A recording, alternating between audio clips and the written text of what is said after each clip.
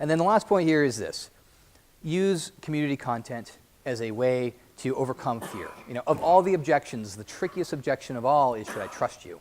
And as salespeople, as organizations, we're trying to persuade people, there's a little bit of skepticism, let's say. And do I really believe you?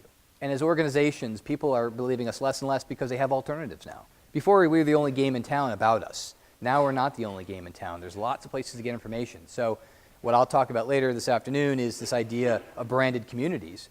But the idea is think about social content in a very particular way in this case, as a way of overcoming risk and fear.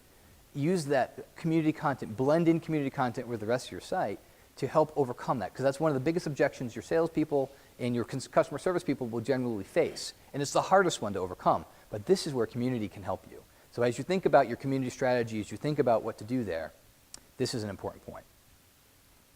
Okay, so you probably have seen this slide, and I'll spare you the arrows for those of you who have seen the slide, but think about this as the ingredients for online success.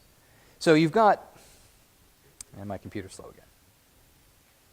You've got all these things that you need, right? From web content management to analytics, campaign management, all the usual suspects, e-commerce. You've got all these things you want. And if you think about mixed diagram with the progressive, the progressive different blocks and where you get there, you notice that there's a cost increasing on the bottom line. And one of our goals with the Online Marketing Suite was simply this, to reduce the cost and reduce the risk of getting to that last box, to getting to that transformative, completely integrated stack. That's why we're bringing all these tools together into the Online Marketing Suite and tightly marrying it back down to the CRM. So all those products, all those connections are being brought into a single integration. Of course, we're still good at Sitecore. We're always good at integration. We're always good at being open. But I think more and more, we're trying to move more of this to the business value, more of this to the customer, the marketer who wants to do this. So, in summary, this. Your website is your most important channel.